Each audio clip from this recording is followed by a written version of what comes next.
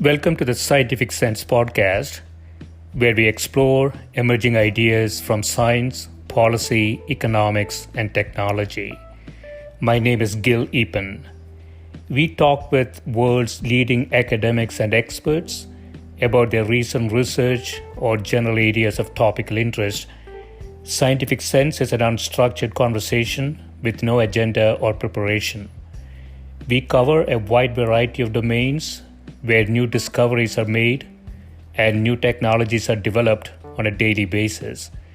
We are most interested in how new ideas affect society and help educate the world how to pursue a rewarding and enjoyable life rooted in science, logic, and information. We seek knowledge without boundaries or constraints and provide unedited content of conversations with researchers and leaders who love what they do. A companion blog to this podcast can be found at scientificsense.com, and this podcast is available on over a dozen platforms and directly at scientificsense.net. If you have suggestions for topics, guests, and other ideas, please send them to info@scientificsense.com, and I can be reached at gill@eapen.info.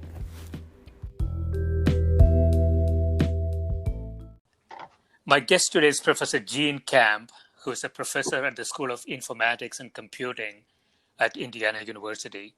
She is a fellow of the Institute of Electrical and Electronic Engineers and a fellow of the American Association for the Advancement of Science. Her research goal is the security that people need, the privacy they want in systems they can trust. Welcome, Jean.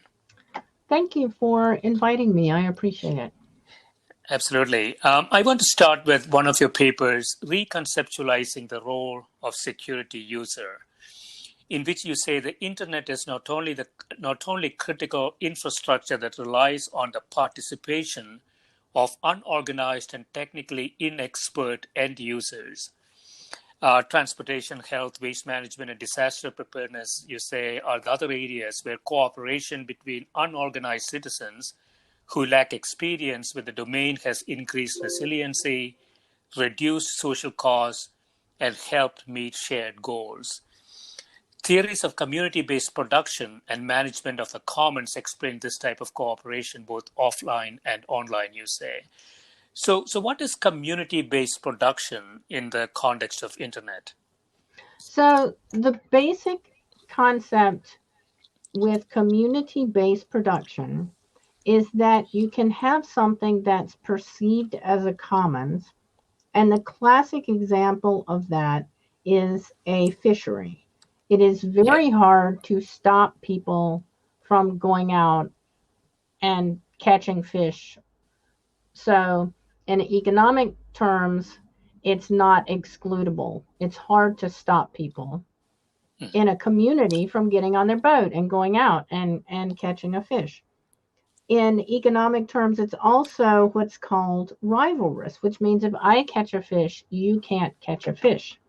And that combination of features is what defines a common pool good. So we're all used to the tragedy of the commons, and there's also this tragedy in common pool goods. So what I was saying in that paper is that we should look at the human component of economics of security, of security using an economics lens, because right now the focus on people is they should be more compliant. They should be better at reading phishing emails. The general idea is that there's this huge pyramid of security above us, and then the tip of that pyramid is pointing down on the user's head, and they have to do everything right, and if they screw up, the whole thing collapses, right? And each of us is kind of alone in that. You get your training, you should, learn the 12 things that help you recognize phishing emails.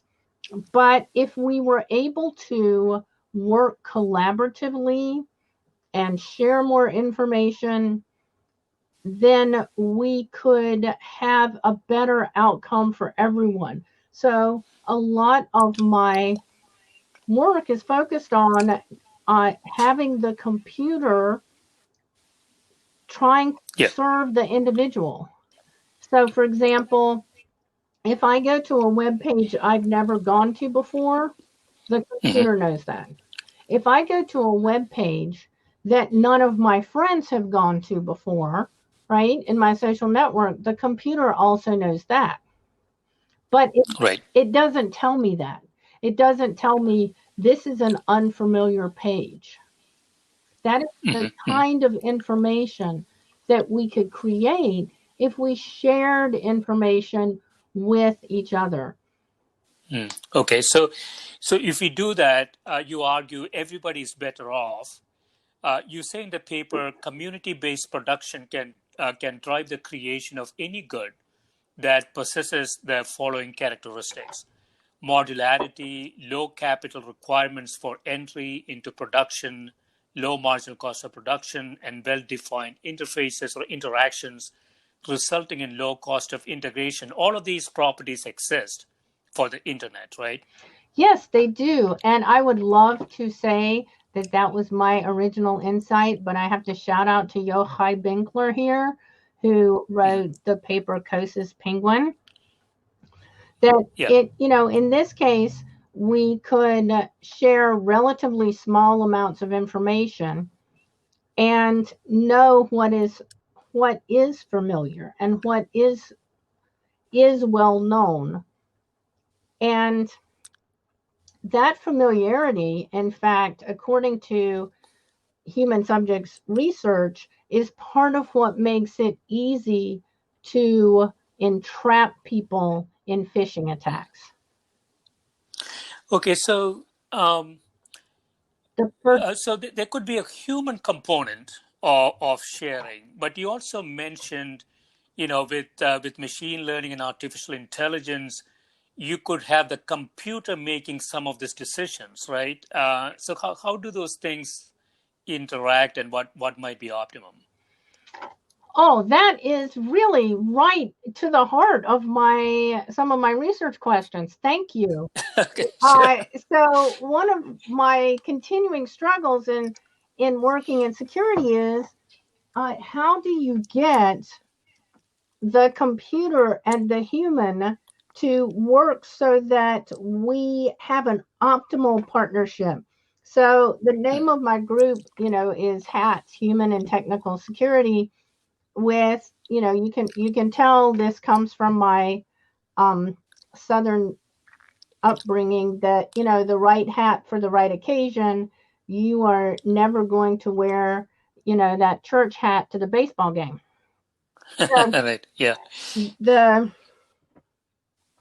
the idea being that if we can determine the context that the person thinks they are in and Hmm. share enough information about that context, then the person can make the right decision.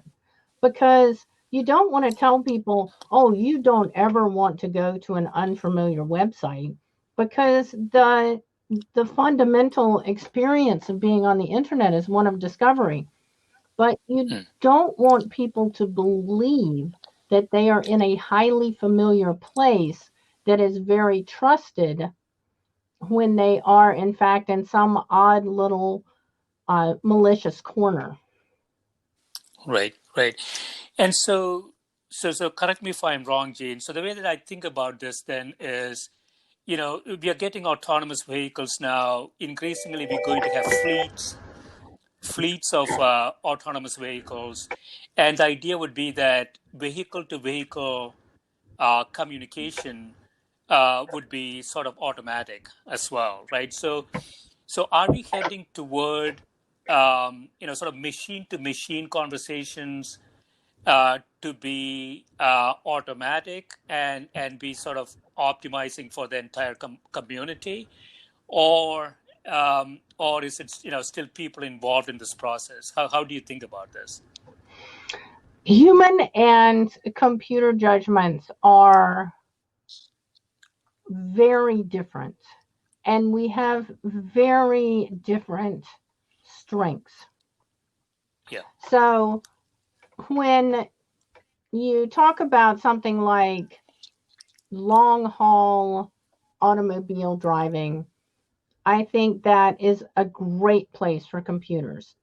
Going down the highway where there shouldn't be any movement perpendicular to the highway. So the computer should be able to detect a deer or a dog or, in the absolute worst imaginable case, a human, and preventing accidents between humans. I think that's great. But then when you move into an environment where a lot of the interaction is just human. So if you are driving down the street, Yeah. and you see two kids playing with a ball, you know to slow down, because you know that kids who are playing will focus on their toy and one right out in the street in front of you, right? You see, a kid on a bike, you're like, oh, I'm gonna make a major, give them a lot of space, or somebody who's wobbling on their bicycle. And we do a lot of human interaction when we drive. So when you are stopped at a stop sign and somebody walks up, you look at their face and their body language to decide if they're going to walk in front of you or not, right? Right. So there's definitely going to be a component of human judgment in that for a long time. Yes. Again, and that's where people are very good at context. But from a security perspective, Gene, wouldn't you say that the human is sort of inferior? Let me make the statement, and you can you can tell me if it is right or wrong. I would argue that the human is sort of inferior to assess security issues and to intervene in the presence of a security break. Whereas a computer might be faster, better, and really superior to human. I'm just talking now, totally in the context of security and internet. Is that not true? Computers are better than humans at what? They're better at recognizing the familiar from the unfamiliar, but they are terrible at determining if it's going to be a benefit for the human to go to the familiar or not. So let's take an example where you are sitting at your computer and you maybe are in a terrible pandemic and are feeling a little isolated and having a miserable day. And so you decide to go to a site that is familiar. So I get no money from this site, but I will tell you that sometimes I do go to Kitten Wars, Okay. which is like, it makes me smile, and it's very short kind of commitment. Yeah. A computer's optimization would say, I should not go there because it's not productive. Okay. It's not.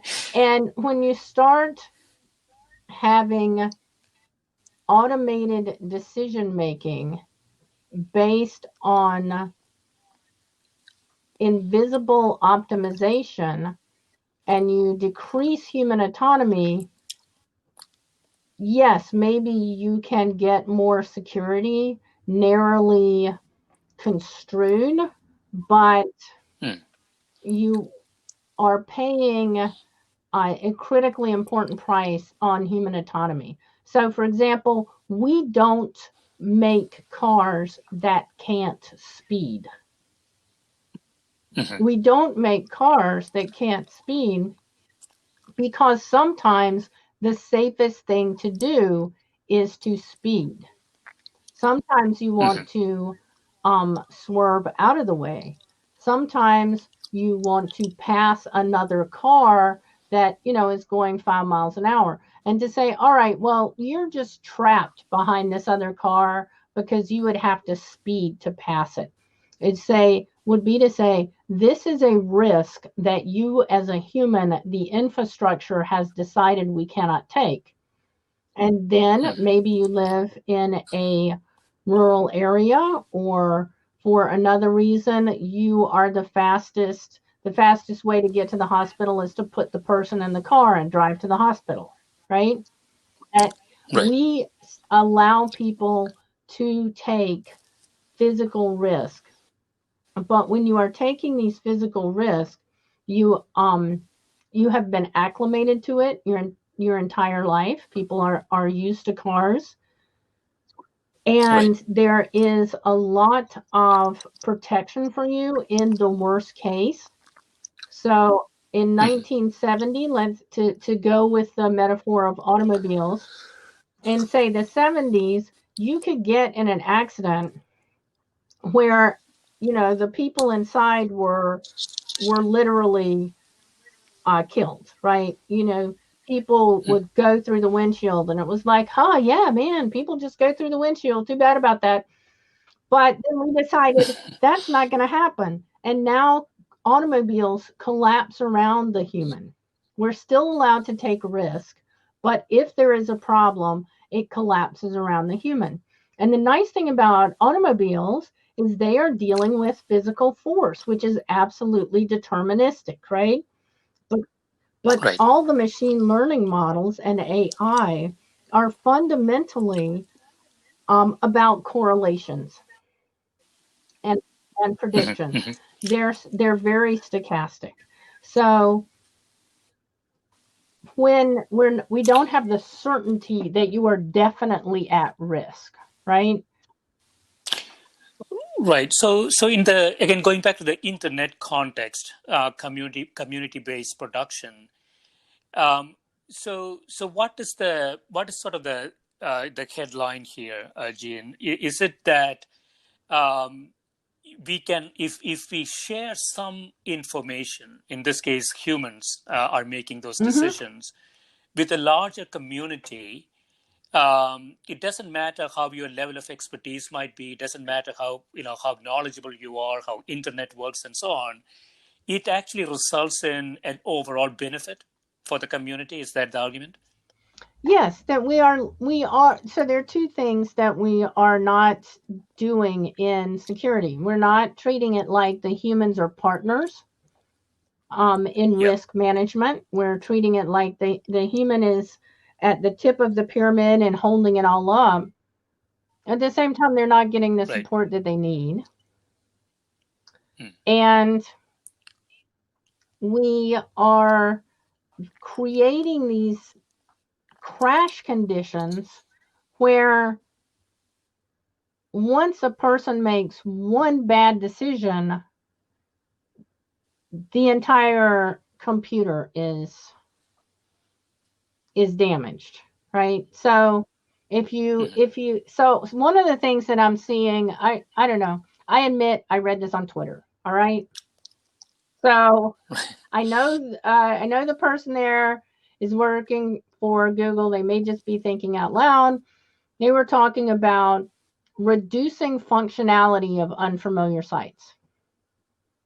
So if I go to a brand new site and it's completely untrusted, I may have to click a few more buttons to choose to allow this software to run on my machine. Right? I will know that it's unfamiliar because I will have the experience of engaging with it as new and unfamiliar. Right. So that is, for me, an example about how things can be made to collapse around the user. I think the worst example of this in technology today is really the way the public key infrastructure is treated.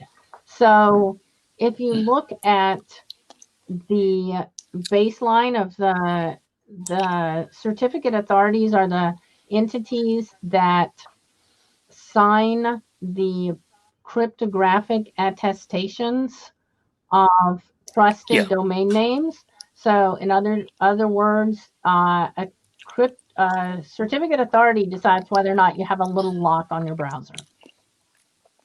When you download it right now, actually, many people only interact with a handful of these, right? And they think, oh, these are the people I trust. I trust Microsoft. I trust Google. You pretty much have to trust some of the larger certificate authorities. But if you look at some of the attacks on the subversions of these, one of them, for example, was a public transit company in a city in India that had a technical failure, and signed a bunch of certificates and attestations were signed, right?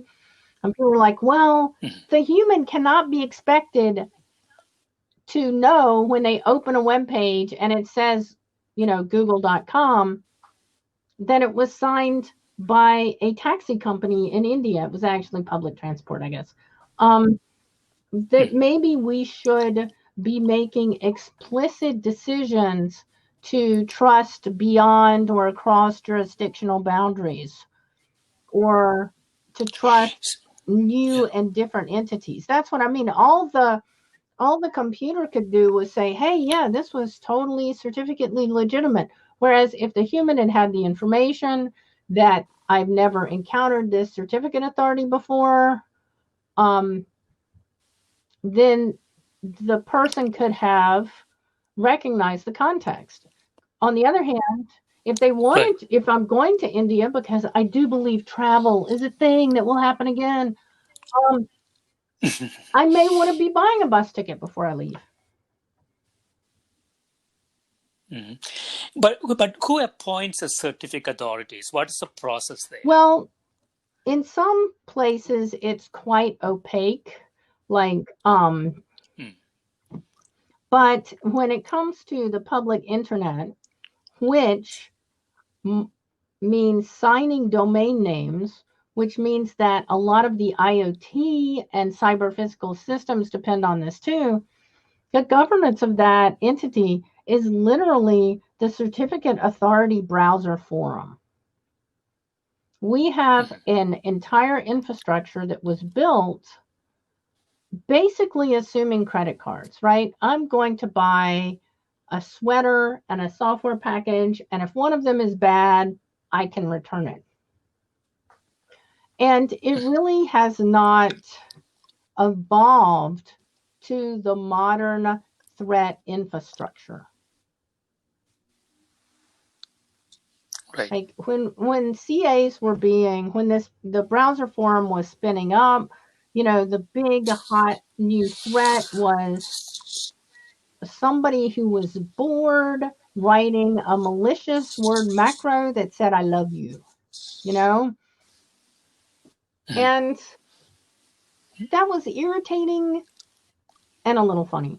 But now we have large organized crime that is protected by nation states, and individual humans can't be expected to stand up to that by themselves. Right. So there are many ways you can get fooled. And so again, from a sort of a community-based production perspective, so what is the prescription? How do an individual counteract, or can she counteract? What is the prescription? Well, I think about the automobile metaphor where you want the computer to collapse around the person. And is to say, when I am in a different environment, so if, travel will happen again. So I put my phone in my pocket and I'm in a room and the phone has the location of the room. the phone has the knowledge that all the devices around me are unfamiliar. Mhm. And as a contextually aware human, I have different behaviors in that environment than I do, and a different risk profile in terms of my phone and my wallet and my physical person and my money than I do right now, where I am, I'm sitting at home. Every device in this house is completely familiar to every other device. So are you suggesting that intelligence built into the phone and the Yes, we devices? need to have more customized intelligence in the phone. I mean, the irony is, if I wanted a pair of shoes, I could go to Converse and get this incredibly customized pair of shoes just exactly for me.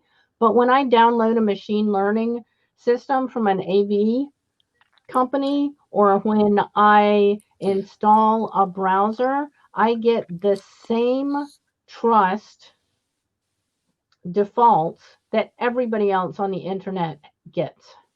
And I am going to say that my personal risk and trust, um, I preferences and profile is more different from other people's than our feet are different. I'm perfectly happy to Mhm. die on that hill. Yeah, so I see that from a technology perspective, Gene. So where does the sharing come in here from user to So in user? that case, if you think about sharing, maybe you are in to take it to, a workplace where there's, or a home where there's a set of devices, and these devices have histories and patterns of use, right? And then they start to deviate from that pattern of use. So we are sitting in in a conference room, and all our computers are, they're checking mail, or we're, and then suddenly one computer starts connecting to a site that has got an attestation from a CA we've never seen before, or everybody else's machines are behaving the same way, and this machine is suddenly uploading massive amounts of data. The other machines in the room see it.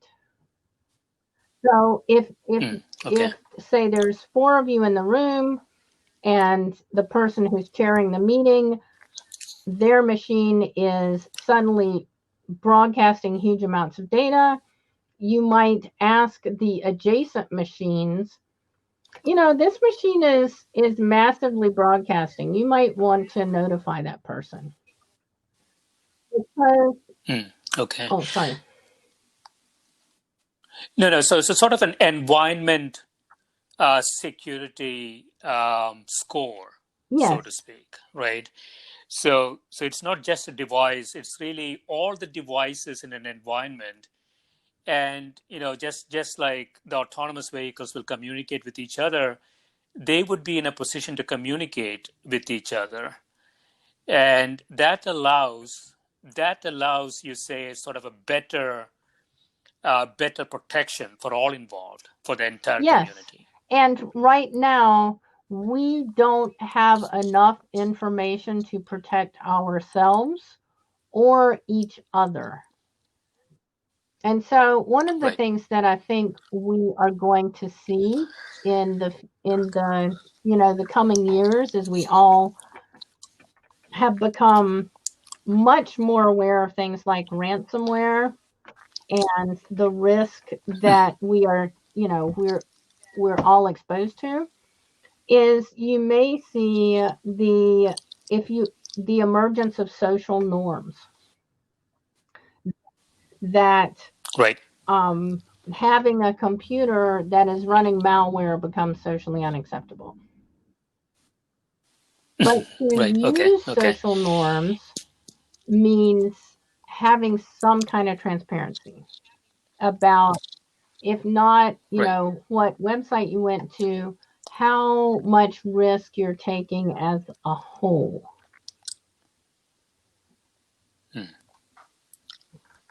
Right.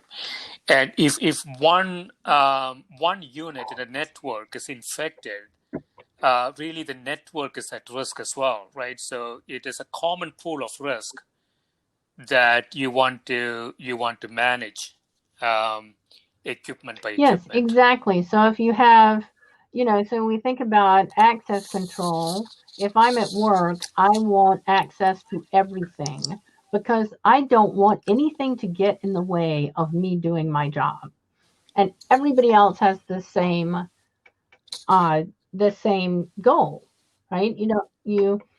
But if we had, for example, if you have a department of 6 people and you have a risk budget, right? Just like you have how much, there's assumed you use this much paper, you have this salary pool, and other levels of cumulative exposure to risk, not just families, but work groups can take a certain amount of risk, right? They can use a certain amount of resource. And if we start to treat risk as a commonly managed resource, we can also get information that allows people to self-manage more effectively. So if you have a group of Right. people and one of them is,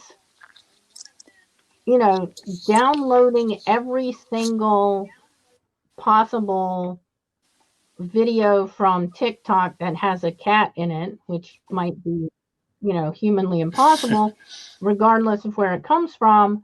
And then you have other users which are not taking that risk, but want to access another device. Having that kind of community management is a better way than just saying, oh, and you can never download a cat video ever. Because if you're too constraining, people will work around you. If you don't allow people to be human and to be a little variable, they are just going to, subvert your constraints. Right. Yeah. If you put too many prescriptive constraints, it becomes a game to get around it, and that wouldn't help anybody. So, Jean, we need to take a quick break. When we come back, I want to talk about your macroeconomic analysis of the routing Great. anomalies Thank you. paper.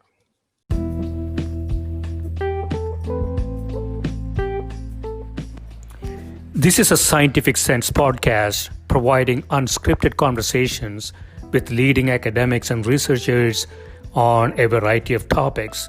If you'd like to sponsor this podcast, please reach out to info@scientificsense.com.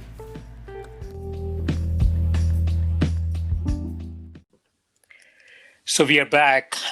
Jane, I want to go into another paper entitled Macroeconomic Analysis of Routing Anomalies, in which you say routing anomalies beyond simple leaks are occurring on the order of tens of thousands a year.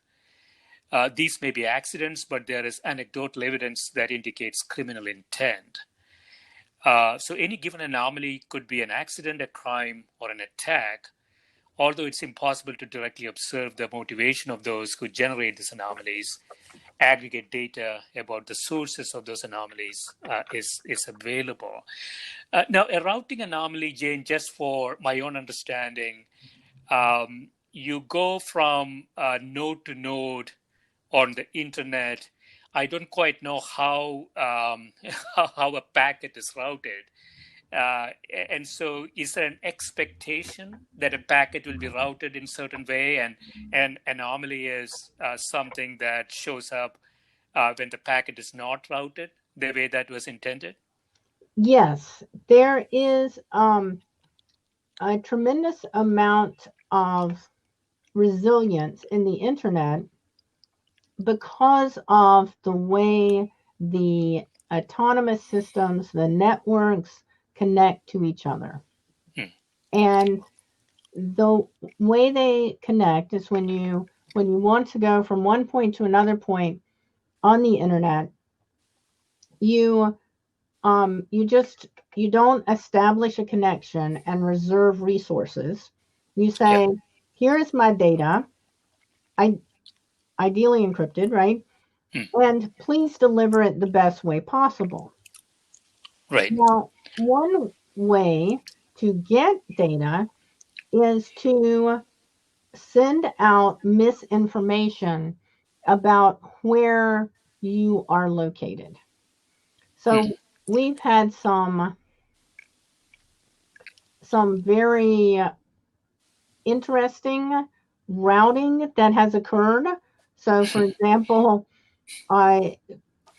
for quite some time, packets that went from Denver to Denver went via an ISP in Iceland that appears to have been subverted by Russia. And so you might be thinking, well, rural Colorado outside of Denver, that is so boring. Why would they want that? But in fact, it's very interesting. It's where NORAD is and Cheyenne Mountain. And, there's quite the Air Force Academy, there's quite a lot of assets there. And so... But how is the route determined? What is the mechanics? So so there a lot goes into how routing is determined. But there are 2 or 3 basics. One is the distance. So if you are the closest person to where I want to go, I will give my packet to you. Okay. The other is customer relationships.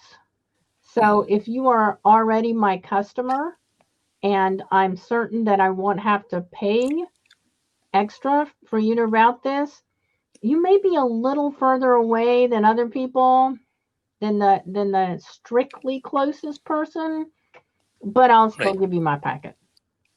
And if you think about closeness, there's also a congestion, right? So perhaps you are the closest person and you're my customer, but you're already overwhelmed. So anything I would give you would go into a queue that you would handle later. I don't want to do that. I'll go to the second best route. Okay, there's some sort of optimization. So distance, congestion, the customer relationship. So when a packet is routed from X to Y, is that a transaction that is monetized by some way? Are there per packet charges? There is certainly traffic and bandwidth charges. And if you are doing that on the old-fashioned, telecommunication services, there are publicly regulated agreements about how much can be charged. But if you're doing it on the internet in a packet service, those agreements are called peering agreements, and there is not transparency there. So you are going to have to get somebody way above my pay grade to tell you about how those are negotiated. Okay. And so very simplistically, distance and congestion are the sort of the driving factors. It will look sort of odd going from a place in Denver to another place in Denver through Iceland. And so that is what you mean by an anomaly, right? Yes. Now that was actually a hijack. There was another kind of that is reasonable to assert that, when we kind of jokingly made our paper Incompetence, Criminals, and Spies, that would be the spy category. There are also people that do routing hijacks for money. So a really easy to understand one is that there was a bunch of people who came together to form a mining pool, which is really common. and they all invested all of their shared resources into mining Bitcoin, which is really just making a calculation over and over and over and trying to get an output of a certain type. And so the likelihood that any one person will get this output is low and also unpredictable. And so people form groups and they say, oh, well, the X, all of us will get together and we'll just split the rewards. Okay. So they were doing that. And then every time they got a hit, every time they got an actual, coin, they were depositing it in an unauthenticated Amazon cloud. They didn't even have a password. And so somebody noticed this, and then they just sent out an announcement that was like, oh yeah, this one IP range that you're using on Amazon cloud, you should definitely travel past me to get there. And then they just watched the traffic go through and pulled off the Bitcoins. So in this paper, you say we examine anomalies as likely due to incompetence. It could be incompetence or accidents, potential crime or intelligence operations, or an attack, using macroeconomics by leveraging three theories from criminology and global measures of technology adoption. So what are the three theories you talk about here? Oh, that is super fun, because the thing about using macroeconomics for e-crime is that we actually don't really know what causes e-crime. I mean, what causes crime. So if you think about the offline theories of crime,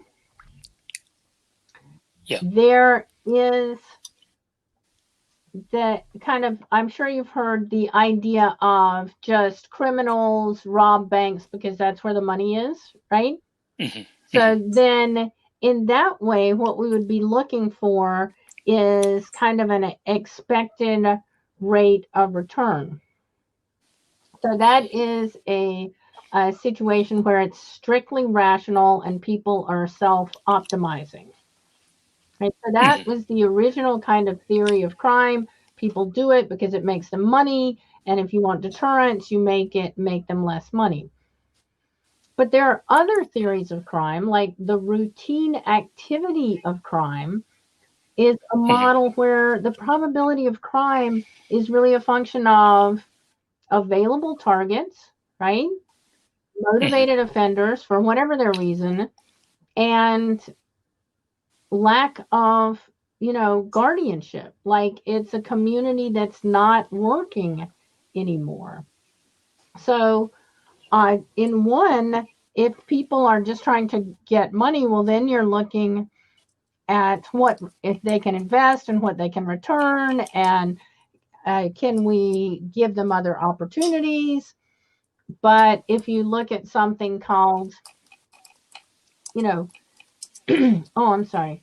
If you look at something like routine activity, that's where you get also the idea of broken windows. Like the community is broken down, nobody's following the rules. We really need to stop this, kind of constant maliciousness. Like everybody does it. So we looked at basically governance, with a structural theory of crime. We looked at economic opportunities, and we looked at guardianship, which is like private investment in security. Is it the case that everybody in your company has a password that is password 1, password 2? That this is something where you think about market penetration of security software. And for that, we looked at, for example, number of secure internet servers. But then if you want to look at governance, which is everybody does it, everybody's corrupt. We looked at transparency measures from World Governance International. Mm-hmm. And so the idea here is, so you could possibly use some sort of expected return measure to identify if an anomaly is just accident or something by design. Or you could use, some sort of opportunities, availability of opportunities for crime, and you say guardianship or governance that might be in place. So these things could be put together to assign a probability that an anomaly is by design or by accident?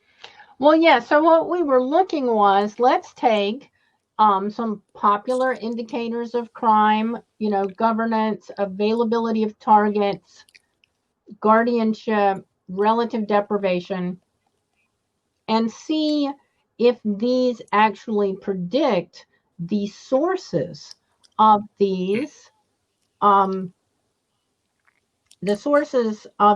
these anomalies. And we've done that with other things that we know are definitely crime. So we did that with malware and sources of spam bots. And we did it at a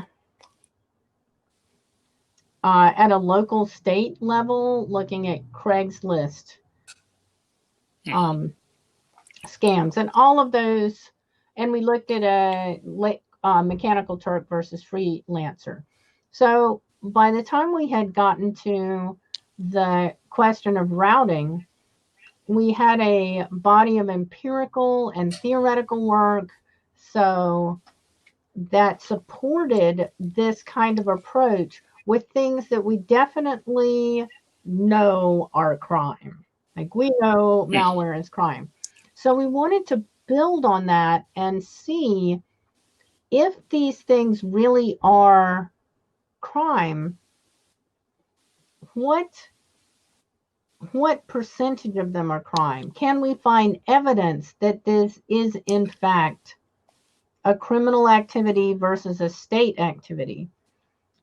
And then what we did when we found the results and the correlations between transparency particularly, and the data came out in two very clear clusters. Like, when you look at the I don't think we even drew circles around them. Sometimes when you're doing, like minimum distance cluster calculations and you're trying to show the visualization, so you put a circle around it. I don't think we even did that. We were like, look, here's clusters. And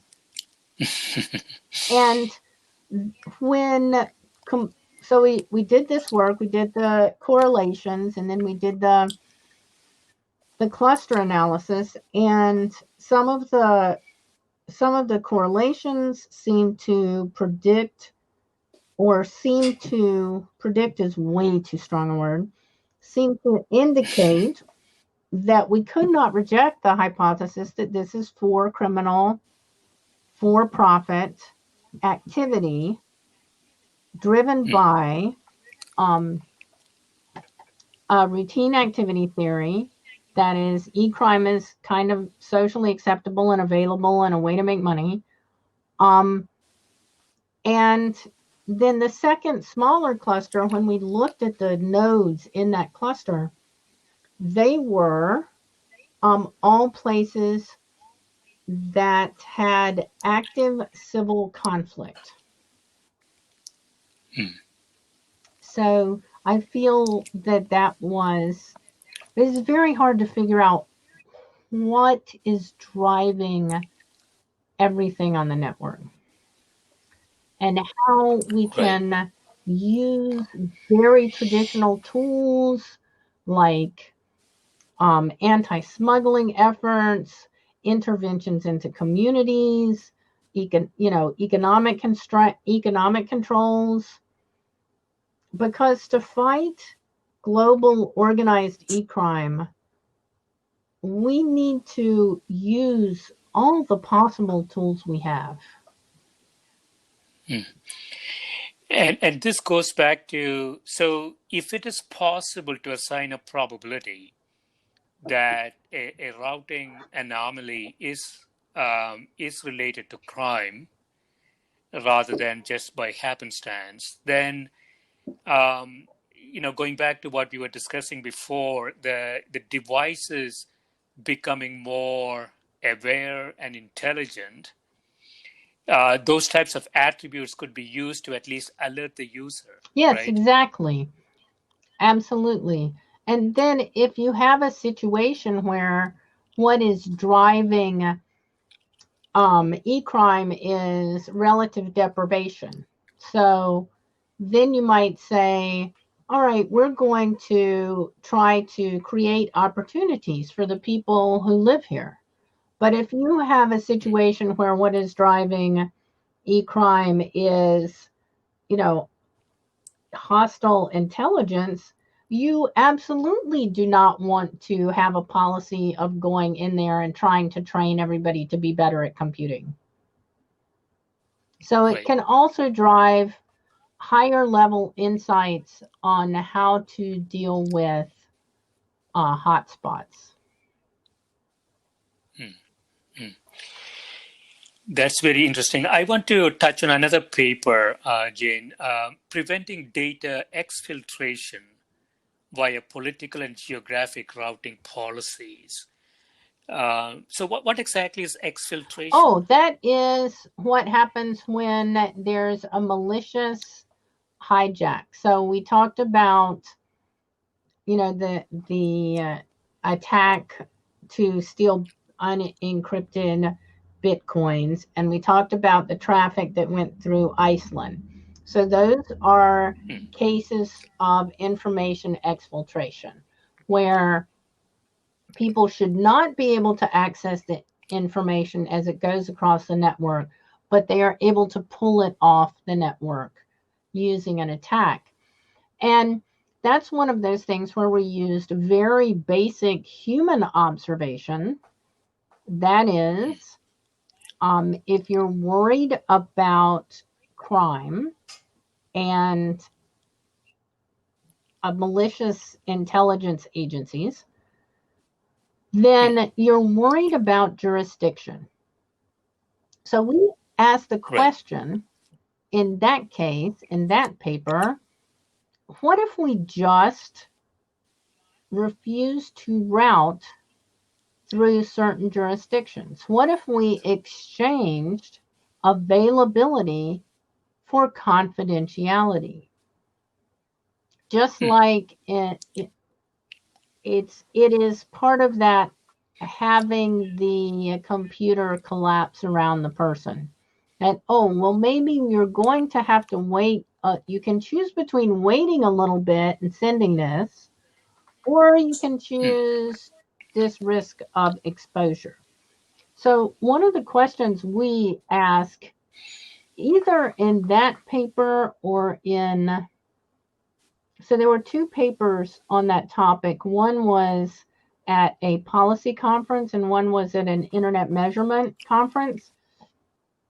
And the policy conference said, this is a policy issue and an innovative approach that is worth discussing because it treats jurisdiction and policy and routing as an integrated problem with socio-technical dimensions. And then the paper at the Internet Measurement Conference said, all right, so we know that autonomous systems and routers have a physical place in the world. What if we took the top 50 financial institutions and looked at how they were routed and said, we are not going to connect to any of these systems that are routing through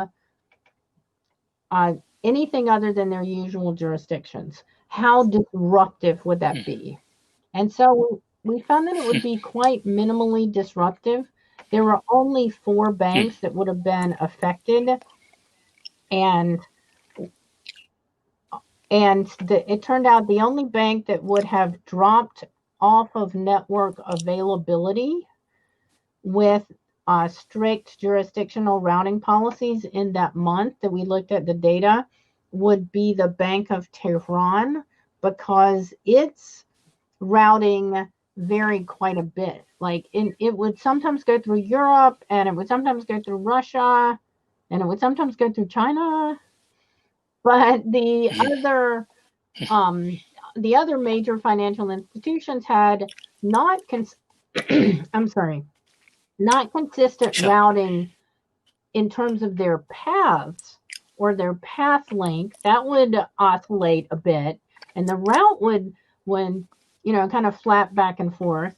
But in terms of the jurisdiction through which it passed, did not change. So that's a situation where we looked at the risk of e-crime in a very different way, in a very interdisciplinary way, and then we're able to pull up data to say this is a feasible way of looking at this. At the very highest level, though, Jane, it seems to sort of reduce the elegance of internet because it's sort of putting some constraints on it, right? But as you say, it's looking at, can the user change the objective function?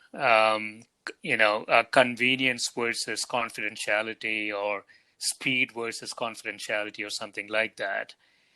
Then does such a technology exist? For example, can I actually put in an objective function, which has these characteristics, and then the algorithm takes that and operates on it? Yeah, does that exist today? Well, we wrote code to do it, and you could download it and say, I don't trust these jurisdictions. If you had a router on site and it's open source code, and if you have information that you do that has, for example, intellectual property or national security issues, yes, you can pull that down, and you have to be a quite competent programmer, and let me recommend you some students to hire. But the other things are happening in this, right? So there's a thing that is graciously called manners that has come out in the last year, called mutually agreed norms for routing security. So that's a global initiative that the Internet Society has been advocating for. And I think, IETF and Usenet, which is very much like that first paper we talked about, where it's not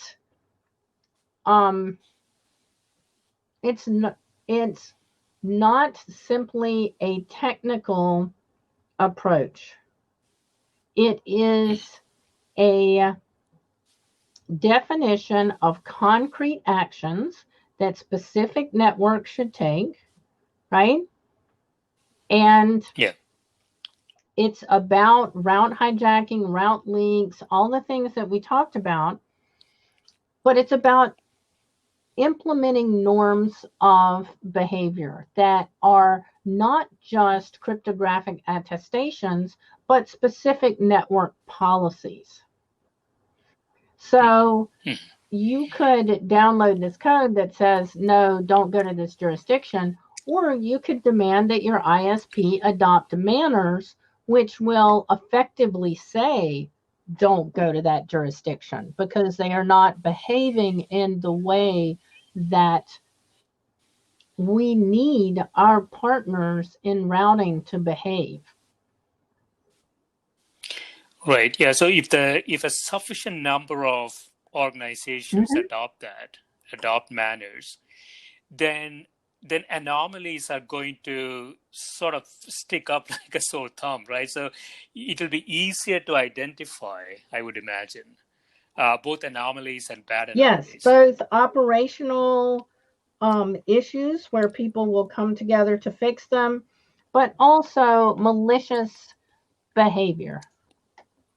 So one can but hope. So I was very happy. I'm very excited about manners. I did not contribute to it, but sometimes it's wonderful to say, I think that the world would be better if things worked this way, and here is all the data and the theory and the references that I have that argues for this, and then to see the world getting better and working in that way.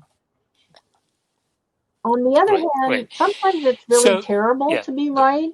So we have this paper about the smuggling theory approach to organized digital crime from like Mm. 8 years ago, and we said, hey, it looks like there are some real emerging regions of e-crime, and we should be cognizant of this. And yeah, so that sometimes it's not fun to be right.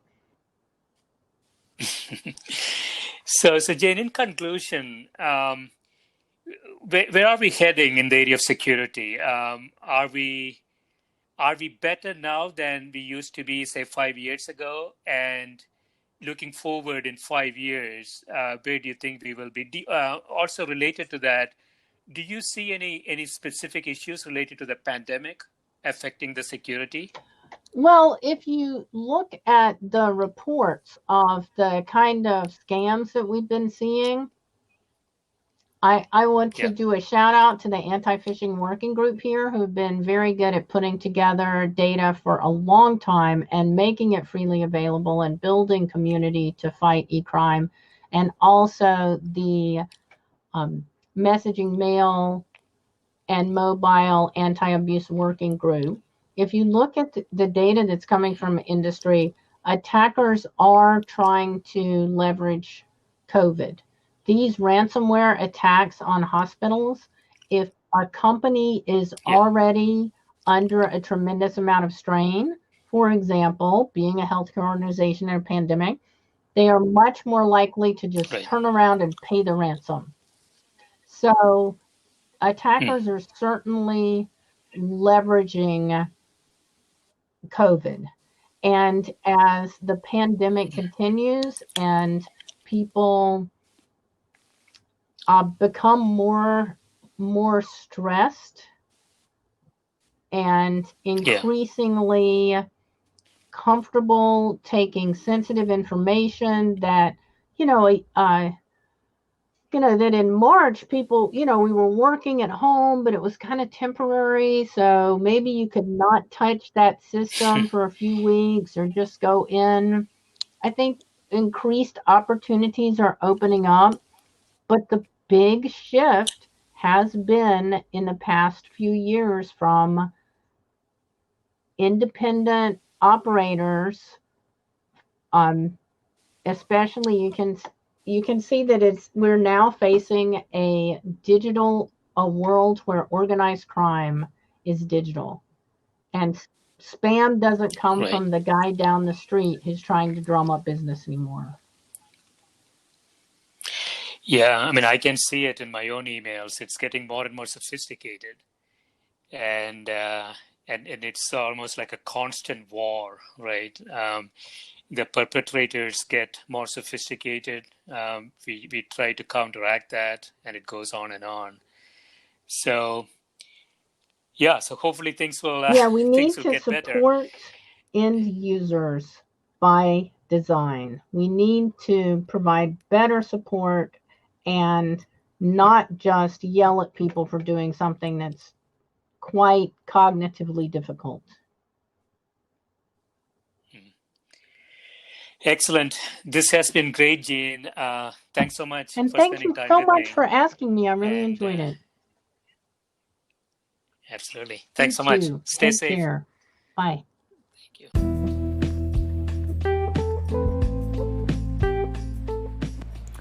This is a Scientific Sense podcast providing unscripted conversations with leading academics and researchers on a variety of topics. If you'd like to sponsor this podcast, please reach out to info@scientificsense.com.